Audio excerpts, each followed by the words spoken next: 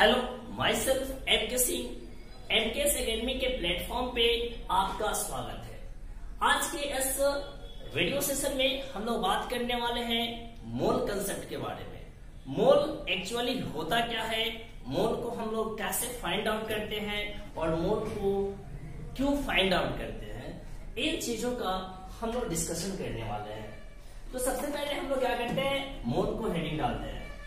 अब बात करते हैं मोल होता क्या है। मोल टर्म को समझने के लिए हम लोग कुछ एग्जांपल ले रहे हैं। जैसे कि आप लोग देखते होइएगा, हम लोग कभी कभी ऐसा बोलते हैं 1 पेयर मैंगो, 1 पेयर टेबल्स, उसके बाद 1 पेयर बेंच बोल सकते हैं, 1 पेयर बुक बोल सकते हैं। जैसे यहाँ पर टर्म आया है 1 पेयर।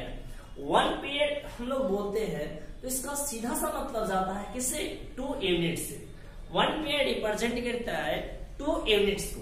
1 पेयर मैंगो का मतलब 2 मैंगो, 1 पेयर टेबल का मतलब 2 पेयर, 1 पेयर चेयर का मतलब 2 चेयर। क्लियर? तो ये पेयर आपका है क्या, जस्ट अ काउंटिंग यूनिट। ये आपका क्या, एक तरीके का काउंटिंग यूनिट है जो 2 यूनिट को रिप्रेजेंट करता है। उसी तरीके से यदि हम लोग बात कर लेते हैं डजन के बारे में, 1 डजन जैसे ही बोलते हैं तो हमारा सीधा सा सेंस जाता है किस पे, 12 यूनिट्स पे। जैसे 1 डजन मैंगो बोलते हैं तो कितना मैंगोस, 12 मैंगोस। 1 डजन पेन बोलते हैं तो कितना, 12 पेन्स। ये it means that dozen is what, dozen is just a counting unit, it represent 12 units. उसी तरीके से आपका मोल जो होता है वह भी एक काउंटिंग यूनिट है जो रिप्रेजेंट करता है कितना को, 6.022 into 10 to the power 23। Clear? तो हम लोग चलिए इसका डेफिनेशन देखते हैं कि mole is just a counting unit. इसका डेफिनेशन हम लोग क्या लिखेंगे, mole is a counting unit, counting unit which represents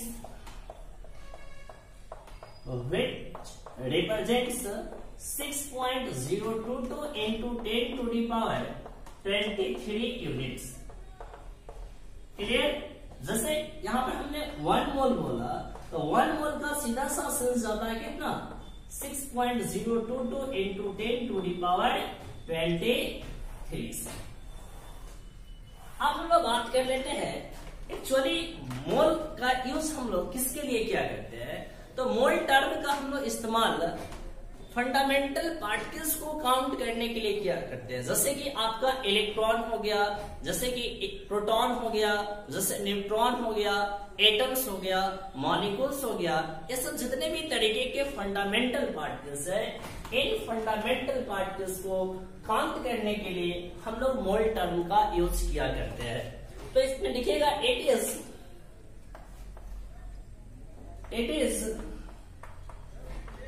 used to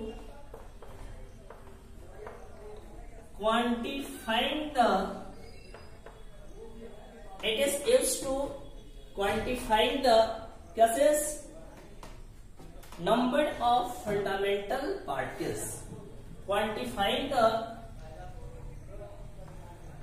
number of fundamental particles. Clear? अब फंडामेंटल पार्टिकल्स बोल दिए तो उसमें एटम्स भी आ जाएंगे, मॉलिक्यूल्स भी आ जाएंगे, इलेक्ट्रॉन भी आ जाएंगे, प्रोटॉन भी आ जाएंगे, मतलब all to all fundamental particles. Clear? अब एक 2 टर्म हम लोग देखते हैं कि मोल टर्म को किसने दिया था। तो मोल टर्म वो जो दिए थे साइंटिस्ट, उनका नाम था Oswald. Mole mole term is given by Oswald. Clear? और यदि हम लोग बात करें तो मोल जो है वो एक तरीके का आपका क्या है, लैटिन वर्ड है जिसका मतलब होता है क्या चीज, आप बोल सकते हो हीप बोल सकते हो, किसी चीज का ढेर यानी मास बोल सकते हैं, पाइल बोल सकते हैं। Mole is Latin word meaning heap, pile, heap बोल सकते हैं, पाइल बोल सकते हैं, और भी आप बोल सकते हैं कैसे मास, बहुत बड़ा मास। ठीक है, जैसे कि यदि आप ऐसा नहीं बोल सकते हो कि किसी दुकानदार के पास जाओ मैंगो के दुकान पर, उससे बोल दो कैसे इसकी 1 मोल मैंगो दे दीजिए, वो पता चलेगा कि उसका काउंटिंग करते करते करते करते जिंदगी बीत जाएगा, फिर भी उतना आम उसको नहीं मिल पाएगा, क्योंकि ये जो वैल्यू है ये बहुत बड़ा वैल्यू है। इतना कम मत आपकी इसको, ये एक बहुत बड़ा वैल्यू है। इसलिए हम लोग ऐसा नहीं बोल सकते जनरल यूज में कि हमें 1 मोल मैंगो दे दो, किसी चेयर के दुकान में जाइए और बोल दीजिए कि 1 मोल चेयर दे दीजिए, ऐसा बोल दीजिएगा, पता चलेगा कि वो क्या चीज काउंट करते करते करते करते उसका जिंदगी बीत जाएगा, पता नहीं वो किस गोदाम से निकाल कर उतना सामान आपको देगा। मुझे तो नहीं लगता है, मुझे नहीं पता है कि वो कहां से देगा। आप लोग थोड़ा सा सोच लीजिएगा, मार्केट में घूमकर भी देख लीजिएगा। चलिए हम लोग आगे बढ़ते हैं, इसके जस्ट आगे। ऐसा तो इसके हम लोग बेसिक डिफिनेशन को हम लोग अभी फॉलो कर रहे हैं, लेकिन इसका एक्चुअल डिफिनेशन कहां से आया है, ये जो हम लोग बार बार बोलते हैं 6.022 into 10 to the power 23, 1 mole 6.022 into 10 to the power 23 हर बार हम लोग यूज करते हैं। तो इसको हम लोग पता करते हैं कि यह जो वैल्यू है उस वैल्यू को कैसे डिटरमाइन किया गया है, किसके आधार पर डिटरमाइन किया गया है, इन चीजों को हम लोग अभी डिस्कशन करेंगे। एटलीस्ट एक मोल का हम लोग स्टैंडर्ड डिफिनेशन देंगे। देखिए yes, mole is defined as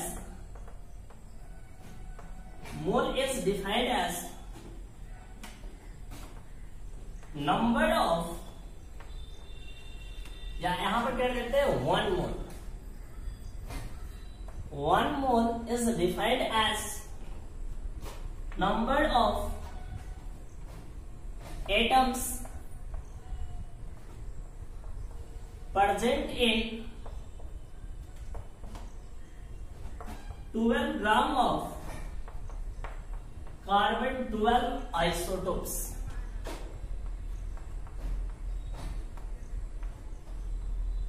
अब देखिए यहां पर क्या किया गया है, कार्बन 12 आइसोटोप्स को स्टैंडर्ड फॉर्म में लिया गया है, और इसके 12 ग्राम में जितना नंबर ऑफ एटम्स पाया जाएगा उसी को बोला गया है क्या सिर्फ 1 मोल बोला गया है। तो अब हमको यही फाइंड आउट करना है कि इतना में कितना एटम्स। तो आपको मैं प्रीवियस वीडियो में मैं आपको बता चुका हूं कि कार्बन के 1 एटम का मास जो होता है वो 1.99 इंटू 10 to the power -23 ग्राम होता है। उसी का यूज करके हम लोग क्या करेंगे, यहां पर इसको फाइंड आउट करेंगे। देखिए ध्यान से, यहां पर हम लोग लिखते हैं क्या से mass of 1 atom of carbon 12 isotopes is equal to 1.99 into 10 to the power -23 gram. Clear? यदि मैं ऐसा बोलूं कि इतना ग्राम ऑफ कार्बन 12 आइसोटोप्स बराबर कितना एटम, 1 एटम। जस्ट इसी को मैं रिपीट कर किया हूं, इस तरफ से अब बोल रहा हूं, इतना एक एटम का मास कितना है, तो इतना मास बराबर कितना एटम, 1 एटम। सिंपली हम इसी को थोड़ा सा अपने लैंग्वेज में लिख रहे हैं, 1.99 into 10 to the power -23 gram of carbon 12 isotopes is equal to 1 atom. Clear? अब मैं बात कर लूं कि इसके 1 ग्राम में, चूंकि इसलिए 1 ग्राम of carbon 12 isotopes contain 1/6.022 into sorry कितना 1/1.99 इंटू 10⁻⁻³ एटम। क्लियर? इतना हम बोल सकते हैं। अब इसीलिए यहां पर देखिए कार्बन 12 आइसोटोप्स का कितना ग्राम हमें गिवन है, 12 ग्राम गिवन है। इसलिए कितना में बात करेंगे हम लोग, 12 ग्राम ऑफ कार्बन 12 आइसोटोप्स में बात करेंगे। तो कितना हो जाएगा 1/1.99 इंटू 10⁻⁻23 और इंटू क्या कर देंगे 12 कर देंगे। इतना एटम आ जाएगा। ठीक है, और इस वैल्यू के लिए आप कैलकुलेट कीजिएगा तो यह वैल्यू आपका आ जाएगा कितना 6.022 इंटू 10⁻23 और इसी वैल्यू को कहा जाता है एवोगाड्रोस नंबर।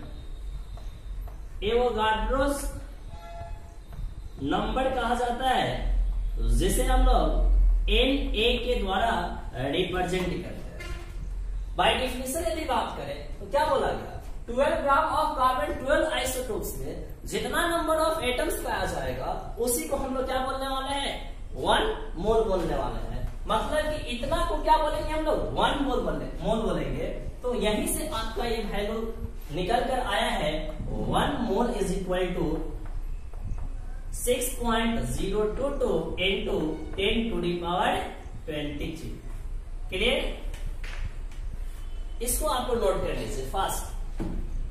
फिर हम लोग आगे बात करते हैं। काफी इंटरेस्टिंग टॉपिक है और काफी मजा आएगा जब हम लोग थोड़ा सा और आगे बढ़ेंगे, इसके क्वेश्चन को जब करेंगे तब। थोड़ा सा जल्दी करें इसे।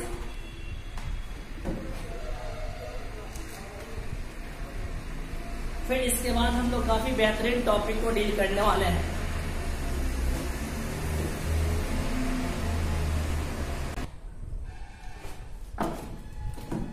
चलिए अभी हमने फाइंड आउट किया 1 mole is equal to 6.022 into 10⁻23। यदि मेरे पास कुछ ऐसा टर्म लिखा हुआ है, ठीक है, यदि मैं यहां पर लिख देता हूं 1 मोल एलिमेंट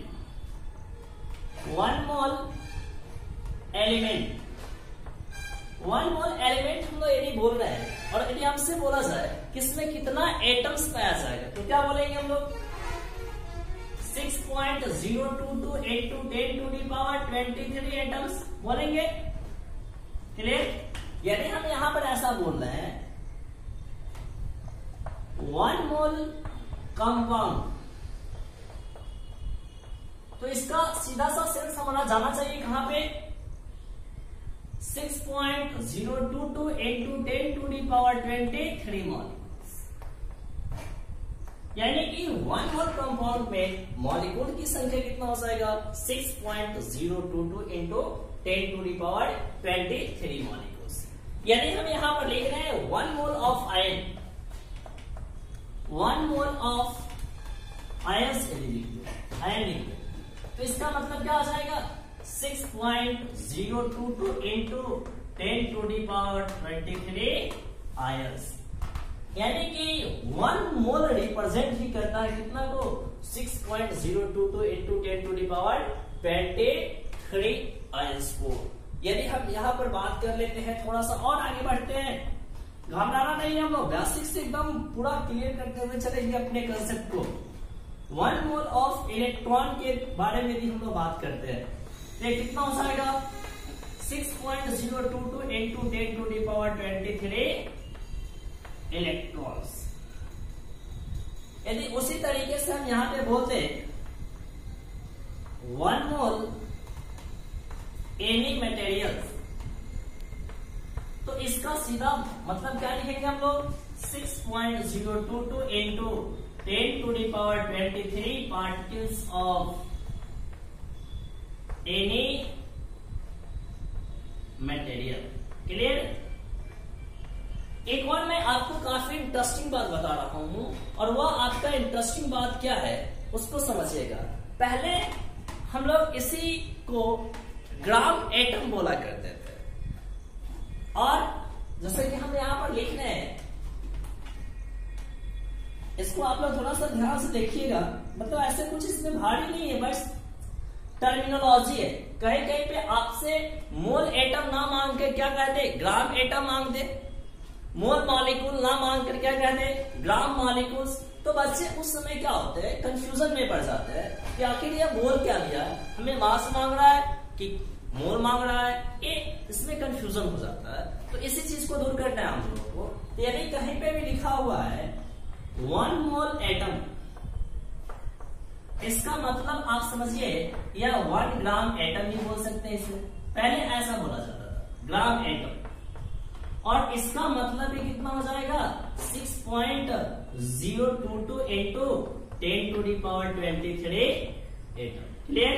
यदि कहीं पे लिखा हुआ है 1 मोल मॉलिक्यूल और यदि आपसे कोई बोल दे क्या चीज कि 1 ग्राम मॉलिक्यूल्स क्या होगा, तो यही चीज होगा आपका 1 मोल मॉलिक्यूल्स बोलिए या 1 ग्राम मॉलिक्यूल्स बोलिए, इसमें कोई अंतर नहीं है। सर बोलने में डिफर कर रहा है, लेकिन इसका एक्चुअल मीनिंग सेम है। 6.022 इंटू 10⁻23 मॉलिक्यूल्स ही इसका भी मीनिंग है। क्लियर?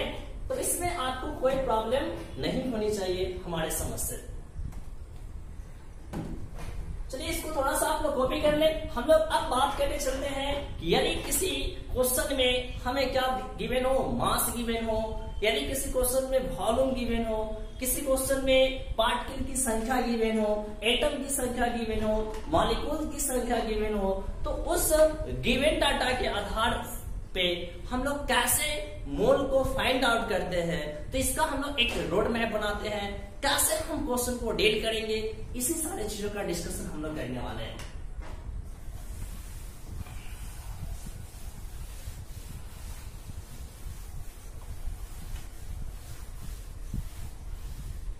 सबसे पहला हम लोग हेडिंग डालते हैं कैलकुलेशन ऑफ मोल। हेडिंग बनाते हैं हम लोग calculation of mole. My dear student, इसे थोड़ा सा अच्छा से पढ़िएगा, क्योंकि यह क्वेश्चन के लिए हम लोग पढ़ रहे हैं, इसलिए क्वेश्चन पे हम लोगों को फोकस करना है। तो इस टॉपिक को एकदम अच्छा तरीके से हमें समझना पड़ेगा। फर्स्ट हम लोग बात करेंगे mole in term of mass. Clear? Mole in term of mass. यदि किसी क्वेश्चन में हमें मास गिवन हो, तो उससे आप कैसे मोल को फाइंड आउट करते हो, ठीक है? तो उसके लिए आपको एक टर्म समझना पड़ेगा, मोलर मास। मोलर मास, ठीक है? क्या चीज? मोलर मास समझना पड़ेगा। आप मोलर मास समझ जाइए और फिर इस क्वेश्चन को आप सॉल्व कर सकते हो। 1 सेकेंड, सॉरी। हेलो, हाँ हाँ हाँ, वहीं पे है जहां आए थे उस समय। हाँ चलिए, सॉरी, मोलर मास पे बात करना है, ठीक है? तो मोलर मास का एक्चुअल मतलब आप पहले समझ जाइए। इसका मतलब होता है मास ऑफ 1 मोल सबस्टेंस इन ग्राम। यदि हम यहां पर लिख रहे हैं molar mass of CO2, molar mass of CO2, तो इसका मास कितना हो जाएगा? कार्बन का मास 12 प्लस ऑक्सीजन का मास 16 और 2 जा 32, तो 44। और यदि हम इसमें ग्राम लगा दिए तो यह क्या हो गया? हमारा मोलर मास हो गया। अब मोलर मास यहाँ पे 2 तरीके के होते हैं। एक ग्राम एटॉमिक मास, इसको मैं पढ़ा चुका हूं, आप प्रीवियस वीडियो को जाकर देख लीजिएगा। बस हम यहाँ पे थोड़ा सा टर्म यूज होने वाला है, इसलिए मैं बता दे रहा हूं। एक ग्राम एटॉमिक मास और एक होता है ग्राम मॉलिक्यूलर मास। मॉलिक्यूलर मास होता है। ठीक है, जब हमारा सैंपल एलिमेंट होगा तो उस समय ग्राम एटॉमिक मास यूज कर लेंगे, जब हमारा सैंपल कंपाउंड का होगा तो इस समय ग्राम मॉलिक्यूलर मास को यूज करेंगे। जैसे कि आप, और दोनों के लिए यदि एक वर्ड यूज करना है तो आप सीधा मोलर मास यूज कर लो। जैसे कि हम यहाँ पर लिख रहे हैं सोडियम का 23 ग्राम, तो ये सोडियम का क्या हो गया, मोलर मास हो गया, या आप इसको बोल सकते हैं ग्राम एटॉमिक मास। क्लियर? तो कैसे फाइंड आउट करते हैं मोलर मास, ये आपको पता चल गया। अब इसी चीज के आधार पर हम आपको बताने वाले हैं कि यदि क्वेश्चन में मास गिवन हो, यदि क्वेश्चन में मास गिवन हो तो कैसे आप फाइंड आउट कीजिएगा मोल। ठीक है, एकदम छोटा सा कंसेप्ट है पर बेहतरीन कंसेप्ट है। अभी मैं आपको बताया, यदि मैं कार्बन डाइऑक्साइड का 44 ग्राम लिखता हूं, यदि कार्बन डाइऑक्साइड का 44 ग्राम लिखता हूं, यानी कि यहां पर मैंने लिखा molar mass of carbon dioxide 44 ग्राम। इसका मतलब क्या है, मास ऑफ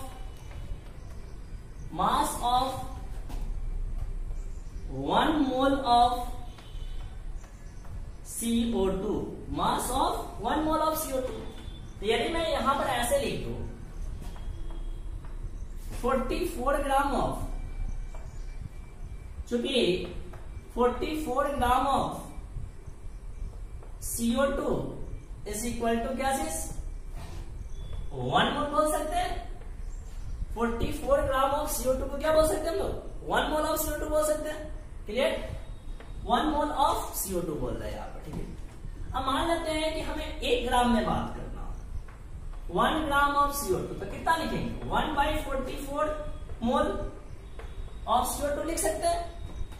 अब चलिए, यदि हमें क्वेश्चन में इस CO2 का अमाउंट यानी कि मास हमें x ग्राम दिया हो, क्या दिया हो, x ग्राम दिया हो, क्या दिया हो, x ग्राम दिया हो, या x ग्राम में W ग्राम दिया हो। मान लेते हैं कि इस कार्बन डाइऑक्साइड का मास क्वेश्चन में W ग्राम दिया हो, तो हम लोग जो यहाँ पर फाइंड आउट करेंगे W gram of carbon dioxide बराबर कितना मोल, तो क्या करेंगे, यदि 1 मोल मतलब 1 ग्राम कार्बन डाइऑक्साइड का मोल पता है तो इतना ग्राम के लिए क्या करेंगे, इतना से मल्टीप्लाई कर देंगे, तो क्या जाएगा 1/44 इंटू W ग्राम लिख देंगे ना।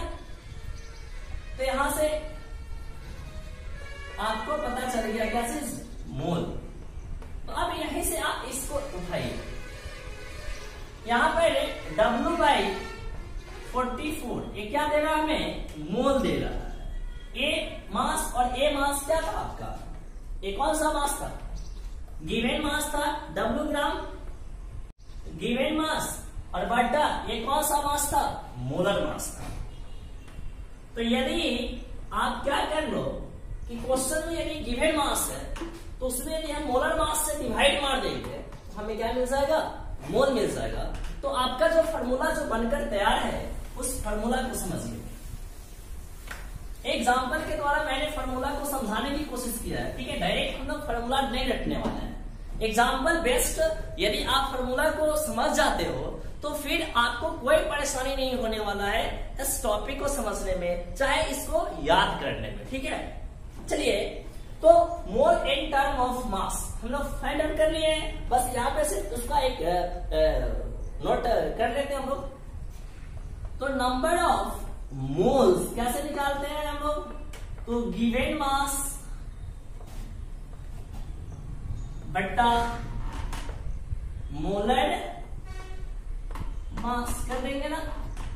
यदि आपका सैंपल, इफ सैंपल क्या हो, एलिमेंटल फॉर्म में हो, तो उस केस में नंबर ऑफ मोल को आप कैसे फाइंड आउट कीजिएगा, तो गिवन मास में किससे डिवाइड कर दीजिएगा, मोलर मास बोलिए, चाहे एलिमेंटल फॉर्म के लिए डायरेक्टली आप इस्तेमाल कर सकते हैं gram atomic mass. Clear, given mass in gram बटा क्या चीज, ग्राम एटॉमिक मास। यदि आपका सैंपल, एक सैंपल क्या हो,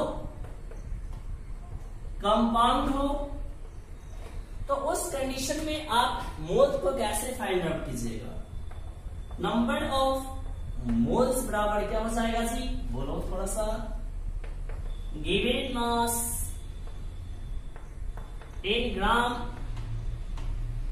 बटा, आप ग्राम एटॉमिक मास के जगह पे मोलर मास के रूप में किसका इस्तेमाल करेंगे? Gram molecular mass. किसे? Gram molecular mass. Very easy to calculate moles if in question given mass. Clear है? तो इसका एक सिंपल फॉर्म लिख दीजिएगा। नंबर ऑफ मोल्स को N से रिप्रेजेंट करते हैं, गिवन मास को W से रिप्रेजेंट कर दिए, तो मोलर मास को M से रिप्रेजेंट कर देते हैं। ये आपका एक फॉर्मूला हो गया। क्लियर? चलिए इसका हम एक दो एग्जांपल देख लेते हैं।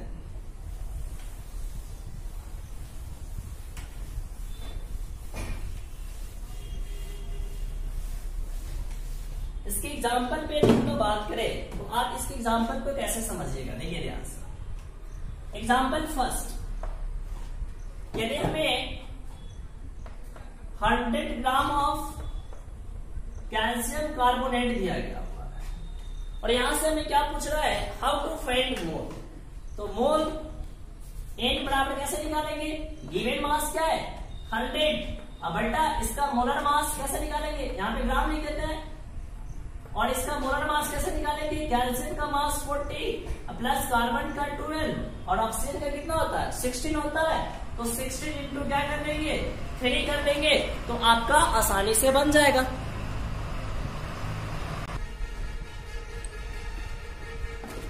ठीक है, तो आप यहां से कैसे कर लीजिएगा? 100 ग्राम लगा दीजिए आप। तो 100 बटा कितना? 63 सा 48 12 60 और 40 100 कितना मोल? 1 मोल। ऐसे भी फाइंड आउट कर सकते हो। उसी तरीके से मान लेते हैं कि हमें गिवन है कैसे? Second example 99.8 gram of H2SO4 दिया होगा और इसमें पूछता है कि मोल कितना होगा। तो कैसे निकालिएगा मोल? तो मोल बराबर गिवन मास 9.8 अब बटा इसका सबसे पहले तो मोलर मास में अलग भी आप कैलकुलेट कर सकते हैं, डायरेक्ट भी आप कर सकते हैं, कोई दिक्कत नहीं है। हाइड्रोजन का मास 1 तो 1 इंटू 2 प्लस सल्फर का 32 और ऑक्सीजन कितना हो जाएगा? 16 4 जा 64। यदि आप इसे सॉल्व कीजिएगा तो 9.8 बटा कितना आ जाएगा? या 98 आ जाएगा। तो बोलिए कितना आ जाएगा? या इसको हटा देंगे, नीचे 10 आएगा। 1/10 यानी कि 0.1 मोल। क्लियर?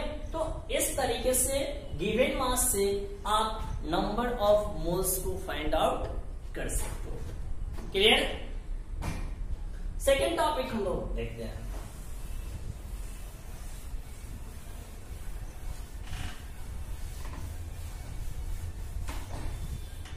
हमें जो फाइंड आउट करना है उस चीज को आप समझिए एकदम बेहतरीन तरीके से। Second, mole in terms of particle. Second में बात करेंगे हम लोग moles in term of particles. Clear? देखो भाई, एक काम कर सकता है कि फार्मूला को रट सकता है, एक दूसरा काम कर सकता है कि एग्जाम्पल के आधार पर फार्मूला को आप हमेशा ड्राइव कर सकते हो।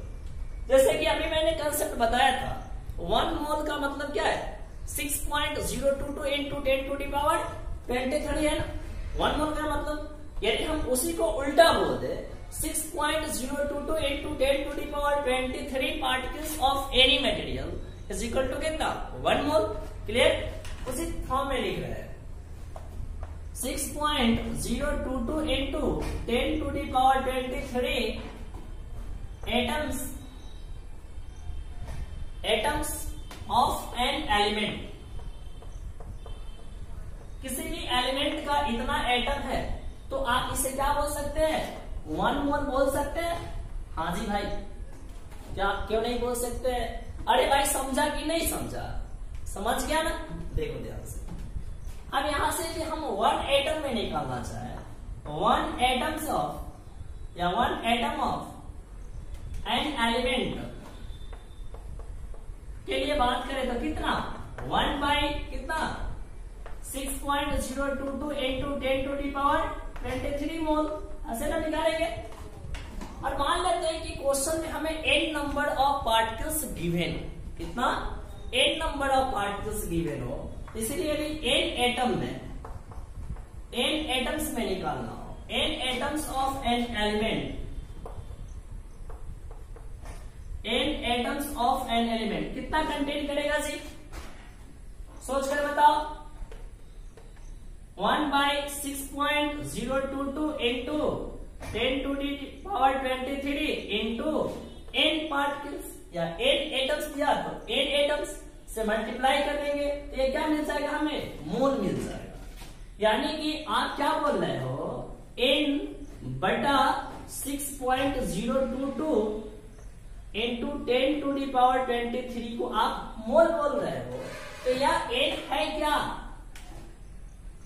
गिवन नंबर ऑफ एटम या गिवन नंबर ऑफ पार्टिकल्स। अब बटा क्या है 6.022 इंटू 10 to the power 23 और यही दे रहा है हमें क्या चीज, मोल दे रहा है। क्लियर। तो आप यहां से मोल का डायरेक्टली फॉर्मूला कैसे लिखेगा, गिवन नंबर ऑफ पार्टिकल्स बटा 6.022 इंटू 10 to the power 23। ठीक है, तो चलिए इसको थोड़ा सा अच्छा तरीके से लिख लेते हैं डायरेक्ट फार्मूला को। ये तो एग्जांपल आप समझ गए होंगे, हम मुझे पूरा उम्मीद है। देखिए ध्यान से, नंबर ऑफ मोल्स बराबर given number of particles, atom होगा तो एटम, मॉलिक्यूल्स होगा तो मॉलिक्यूल्स लिखेंगे। गिवन नंबर ऑफ पार्टिकल्स बटा 6.022 into 10 to the power 23। Moles को स्मॉल एल से रिप्रेजेंट कर दो, गिवन नंबर ऑफ पार्टिकल्स को एल से, और एवोगाड्रोस नंबर को हम लोग किससे रिप्रेजेंट करते हैं, एन से रिप्रेजेंट करते हैं। तो यह आपका एक फॉर्मूला हो गया। क्लियर। अच्छा इसका हम एक एग्जांपल देखते हैं। हमें एक क्वेश्चन दिया हुआ है 12.044 into 10 to the power 24 molecules of CO2 दिया हुआ है, और हमसे क्वेश्चन में मांग रहा है कि मोल कितना होगा। मोल बताना, कैसे बताइएगा, पार्टिकल की संख्या गिवन है, क्या गिवन है, पार्टिकल की संख्या गिवन है। और यदि किसी भी क्वेश्चन में पार्टिकल की संख्या गिवन हो और हमें फाइंड आउट करना हो मोल, तो क्या बताया है, जस्ट एवोगाड्रोस नंबर से सीधा डिवाइड करेंगे और हमें मिलेगा मोल। तो यहां से आप मोल बराबर क्या लिख सकते हैं, given number of particles 12.044 into 10 to the power 24। अब बटा क्या लिख सकते हैं आप, बोलिए 6.022 into 10 to the power 23। 2 times से कटेगा या 10 से कटेगा, यानी कि मोल कितना आ गया, 20 मोल आ गया। तो इस तरीके से हम लोग क्या करते हैं कि यदि किसी क्वेश्चन में पार्टिकल की संख्या गिवन हो तो उससे हम लोग मोल को फाइंड आउट किया करते हैं। क्लियर है। तो अब नेक्स्ट हम जब वीडियो लेकर आएंगे आपके लिए, तो उसमें हम आपको बताएंगे कि यदि किसी क्वेश्चन में वॉल्यूम गिवन हो तो कैसे हम लोग मोल को फाइंड आउट करते हैं। तो आज के इस वीडियो का एंजॉय करें, इसको बढ़िया तरीके से पढ़ें, और जो भी चीज मैंने लिखाया है उसको आप अपना एक नोटबुक तैयार करते चले, ताकि आगे चलकर हमें कोई परेशानी न हो। तो यदि आज का वीडियो यदि आपको अच्छा लगा हो तो थोड़ा सा शेयर कर दीजिएगा और कमेंट कर दीजिएगा, और जहां कमी लग रहा है वहां भी हमें बताइए, ताकि हम अगले बार हम आपकी बातों को ध्यान में रखते हुए वीडियो सेशन को तैयार करें और फिर आपको कोई प्रॉब्लम ना हो। तो चलिए इसी के साथ आज हम आपसे विदा लेते हैं। Thanks to watching all students, thank you very much.